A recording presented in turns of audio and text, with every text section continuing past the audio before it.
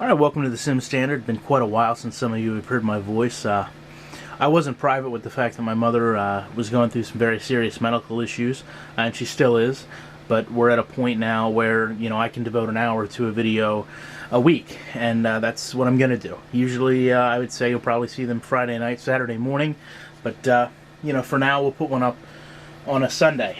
So, in terms of Madden, you guys actually haven't heard a lot of my opinion on Madden 12, but I will tell you, by far the most Madden I've ever played since 2005. The reason is the gameplay is very consistent, which is all I asked for. The 2K rate, so to speak, of flaws are persistent, and that's something that, you have to deal with in a video game. You can't expect perfection. But what you can expect is consistent gameplay, and I think at least with this game you get it. It's far from perfect. Clearly it has a lot of flaws, not quite as many as the iterations of the game before it, but enough. So with that said, I want to look at this play here and break everything down, because this to me is a pretty good play, and in prior versions of this game a play like this might not have been possible. But now, like I said, it is something that is fairly consistent.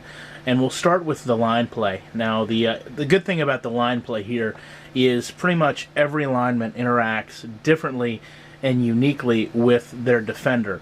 You see a good bit of steering over here to get a defender out of the range of the quarterback. Here you see one player does get a pancake. And then over here you see not a double team in its traditional form, but at least the ability for one to be there. I still wish that reaching could be implemented into this game, and certainly in a pass rush scenario that's not where you want to see it, but it just seems to me like in a running, this have been a running play, excuse me, these gaps here are wide open, 2 or 3 seconds into the play. Going back to Caleb Haney, the quarterback, again, I'll question the realism here. When this ball is thrown, he's on one foot, he's off balance, and he's going to chuck this thing about 50 yards down the field here. Now, just to take a look at the interactions between the receiver and the cornerback, over here you've got Pac-Man Jones on Devin Hester, and you can see they run a slant here, and they get interrupted in midfield as both of them pretty much run a slant. And you can see the speed of Devin Hester is apparent, and that's what leads to the throw ultimately, I think, being made in the game, because it should be registering him as open. On the other side of the field, you've got Roy Williams and Nate Clements, and you can see they don't quite have that separation until the pick occurs. Now, I know that pick isn't scripted into this game, but nevertheless, it happens. When we look at Chris Crocker, who ultimately makes the interception, he plays zone fairly well here. He stays in a position where he can really go on either route, but then obviously it comes to his side. I never like the fact that players stand still or spin, but, I can understand a spin in this situation. Now, the reason I say a play like this might not have been possible in other Maddens is because a lot of times in multiple documented videos, Madden had a very difficult time selecting the right animation, particularly when there's multiple defenders or a receiver and multiple defenders in the region. In this case, I think they did a really good job. I mean, that's a pretty realistic interception. Now, another place where this game historically struggles, excuse me, is in the defense switching to offense. Here you can see, Pac-Man Jones almost immediately becomes a defender to block Devin Hester out of the play.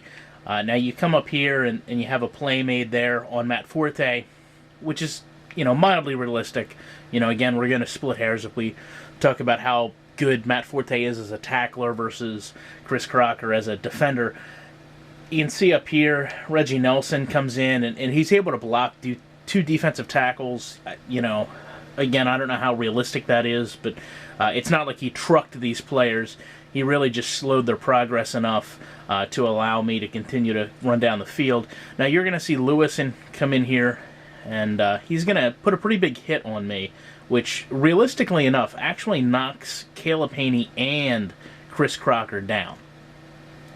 So to me, this is a pretty complete play when you talk about realism in a football game. The one thing, and the reason I chose this play, that I found unique is this play gets called back for roughing the passer on this. And it's really not something I've seen. I mean, technically the quarterback doesn't go down.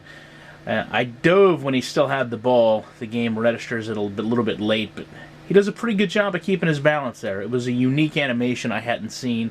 So just to show this one more time at speed and kind of get Haney's perspective on it, hopefully, because he's going to come down and assist in the tackle. I like a lot of the things I see in this play.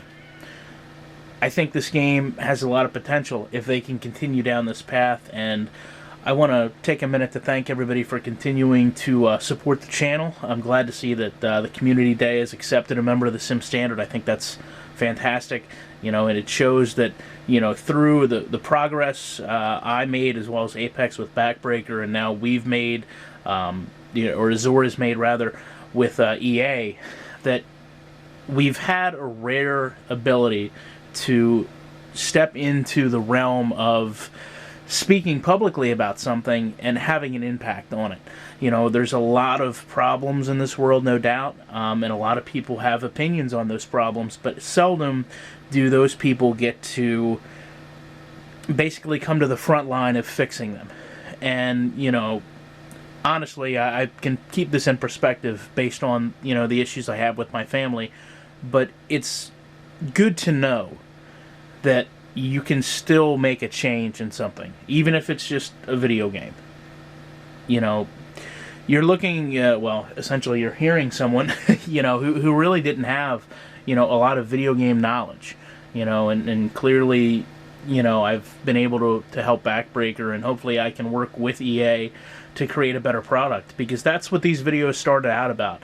And I know at times, there was tensions between everybody, not just, the EA or Backbreaker and me, or other people who made videos and me, but I'm glad to see that while I've been gone, it looks like all that went to the wayside, and we're working together toward a goal. And the goal for me has always been a better product, and hopefully the new people at EA are receptive to that message that we put out, because that's all we want in the end. At times it's been done comically, at times it's been done seriously, but it's always been with the intent of, showing and informing and educating gamers in the hopes that a better product would come out of it. And I think at least this game here, Madden 12, is a better product. It bothers me that 1 year of competition in the marketplace with Backbreaker was clearly all it took to get a better product. But nevertheless, I'm happy that they've created a product that's at least playable 8 months after its release. So again, appreciate everybody supporting the channel, myself, the PMs and messages I've got. I know I don't respond to them, but I have read them, and I'm glad that people have wondered and cared and been concerned about me. But like I said, I should be able to put out a video a week and hopefully help revive this channel a little bit.